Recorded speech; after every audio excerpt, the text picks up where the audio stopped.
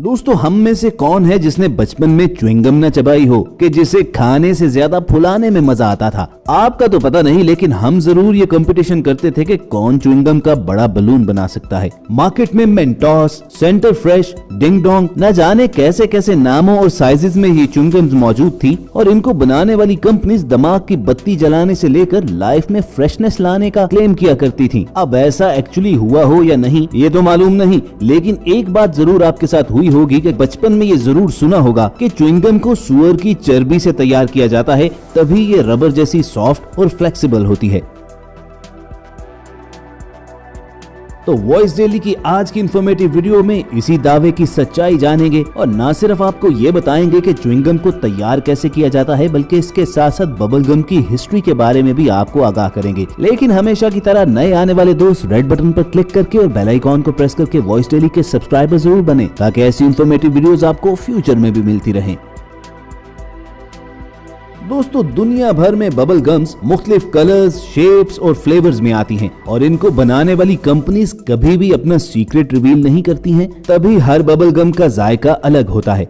लेकिन एक चीज जो सब कंपनीज में सेम होती है वो है बबल गम मेकिंग प्रोसेस।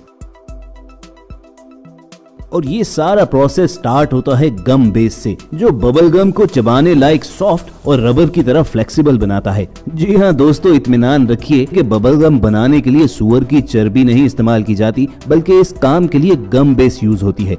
शुरू में ये गम बेस खास किस्म के दरख्तों से हासिल की जाती थी, लेकिन जो ही बबल गम की डिमांड बढ़ी और इसकी प्रोडक्शन लार्ज स्केल पर शुरू हुई तो फिर इसे आर्टिफिशियली प्रिपेयर करना शुरू कर दिया गया। सबसे पहले फैक्ट्रीज में वर्कर्स गम बेस को एक बड़े से मिक्सर में डालते हैं और फिर जिस रंग और जायके में च्युइंगम तैयार की जानी होती है वही कलर और फ्लेवर ऐड कर दिया जाता है। और जो ही मिक्सर इन्हें मिक्स करना शुरू करता है तो उसके साथ ही इसमें ग्लूकोज सिरप ऐड किया जाता है, जो ना सिर्फ स्वीटनर का काम करता है बल्कि इसके साथ साथ ये लिक्विड गम बेस को सॉफ्ट भी रखता है। लेकिन इस ग्लूकोज सिरप के अलावा डेक्सट्रोज पाउडर स्वीटनर भी डाला जाता है। उसके बाद इन तमाम इंग्रेडिएंट्स को 20 मिनट तक मिक्स किया जाता है और इसके साथ साथ हीट में इजाफा करते जाते हैं, जो इन तमाम चीजों को मेल्ट कर देती है। और इस मिक्सिंग प्रोसेस को तब तक रिपीट किया जाता है जब तक ये तमाम चीजें बिल्कुल बादलों जैसी सॉफ्ट पेस्ट में ना बदल जाएं। जब इस मिक्सचर की कंसिस्टेंसी बिल्कुल गूंदे हुए आटे जैसी हो जाती है तो उसके बाद वर्कर्स एक कार्ट के जरिए इसे एक और मशीन की तरफ ले जाते हैं, जिसे प्री एक्सट्रूडर कहा जाता है। ये मशीन इस डो को बिल्कुल नैरो ओपनिंग से उसी तरह बाहर निकालती है जिस तरह हम अपने टूथपेस्ट से पेस्ट निकालते हैं। इस पूरी डो को ये मशीन प्रेशर के साथ बाहर निकाल कर पतली पतली पट्टियों की सूरत में ले आती है। प्री एक्सट्रूडर से डो की ये लंबी लंबी पट्टियां एक्सट्रूडर मशीन की तरफ जाती हैं, जो बिल्कुल उसी प्रेशर टेक्निक से इन स्ट्रिप्स को बबल गम की शेप में बाहर निकालती रहती है, लेकिन अभी ये लंबी रस्सी की सूरत में होती है। और बाद में इसे बाइट साइज पीसेस में काटा जाना होता है। लेकिन दोस्तों, इस मशीन से निकलने के बाद बबल गम की ये लंबी लंबी पट्टियां खासी गर्म होती हैं और अगर उसी वक्त इन्हें रैपर्स में पैक कर दिया जाए तो ये उसके साथ चिपक जाएंगी। इसीलिए इस गम को कूलिंग चैम्बर में भिजवाया जाता है, जहां पर ये 15 से 20 मिनट के लिए 3 से 60 डिग्री सेंटीग्रेड में होती हैं। कूलिंग चैम्बर से निकलने के बाद बबल गम की ये स्ट्रिप्स इतनी ठंडी हो चुकी होती हैं कि उन्हें कट एंड रैप प्रोसेस के लिए भेजा जा सके। और दोस्तों, इन बबल गम स्ट्रिप्स को बाइट साइजेस में काटने और इन्हें रैपर में पैक करने का काम एक ही मशीन करती है। और ये सब इतनी तेजी से होता है कि 1 मिनट में सैकड़ों बबल गम्स नीचे गिरती रहती हैं।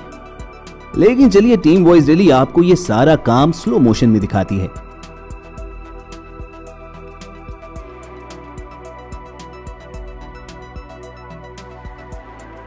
जरा देखिए ये मशीन किस तरह बबल गम स्ट्रिप को नैरो होल में से पुश करके गुजारती है कि ये बाइट साइजेस में एक पेपर रैप में आ जाती हैं। उसके बाद ये मशीन इन वैक्स पेपर रैप्स को दोनों साइड से ट्विस्ट कर देती है ताकि ये डस्ट और हवा से महफूज रहे। इस ट्विस्ट करने के प्रोसेस को भी स्लो मोशन में एक और एंगल से देखिए।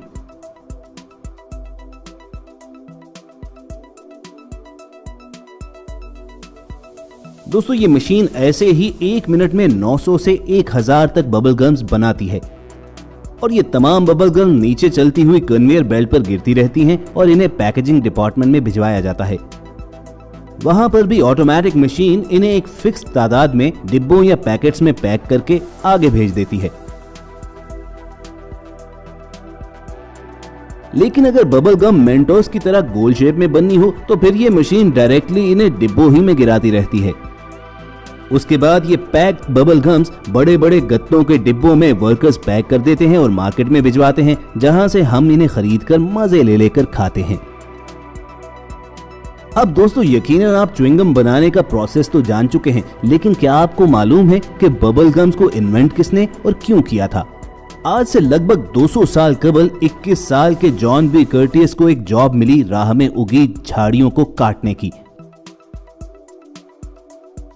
इस काम के दौरान उसने अपने साथियों की तरह स्पूस नामी पेड़ से निकलने वाली गूंद या रस को चबाना शुरू कर दिया था और बाद में उसे बेचना भी शुरू किया। स्पूस नामी दरख्त का ये गूंद चबाने में अच्छा तो लगता था, लेकिन इसमें खराबी ये थी कि बहुत जल्द ये अपनी सॉफ्टनेस खो देता था और इसका जायका भी खत्म हो जाता। च्युइंगम को ज्यादा देर तक खाने के काबिल बनाने के लिए फिर जॉन बी कर्टिस ने अपनी माँ के किचन में इसे पकाना शुरू किया और इस दौरान स्पूस नामी दरख्त की इस गूंद में उसने रंग और फ्लेवर भी मिला दिए। बस उसके बाद तो जॉन बी कर्टिस जो पहले झाड़ियां काट कर सिर्फ $5 कमाया करता था, उस पर तो गोया दौलत की बारिश हो गई। अगरचे उनकी बबल गम मशहूर तो बेहद हुई, लेकिन उन्होंने कभी भी रेसिपी को पेटेंट यानी अपने नाम पर न किया और च्युइंगम बनाने का पेटेंट डॉक्टर विलियम नामी एक अमेरिकी डेंटिस्ट के नाम हुआ। लेकिन डॉक्टर विलियम की तैयार की गई च्युइंगम स्पूस ट्री के गूंद की बजाय रबर, शुगर और चारकोल से बनाई जाती थी। जी हाँ दोस्तों, उस बबल गम में चारकोल इसलिए ऐड किया गया ताकि ये दांतों को भी चमका सके।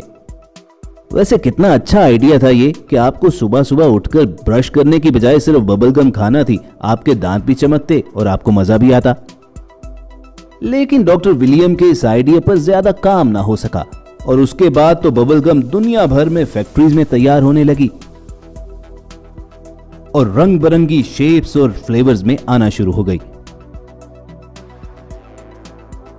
तो दोस्तों ये थी च्युइंगम की मुकम्मल हिस्ट्री और उसको बनाने का प्रोसेस। टीम वॉइस डेली को पूरी उम्मीद है कि आपको ये वीडियो हमेशा की तरह इंतहाई इन्फॉर्मेटिव लगी होगी और अगर ऐसा ही है तो इस वीडियो को लाइक करके फेसबुक और व्हाट्सएप के जरिए दूसरे लोगों के साथ शेयर भी कीजिएगा और ऐसे ही इन्फॉर्मेटिव वीडियोस अगर फ्यूचर में हासिल करना चाहते हैं तो रेड बटन पर क्लिक कीजिए और बेल आइकॉन को प्रेस करके हमारे सब्सक्राइबर्स बन जाइए। कोशिश होगी कि जल्द आपसे मुलाकात हो। अपना और इर्द गिर्द के लोगों का ख्याल रखिए और सुनते रहिए वॉइस डेली।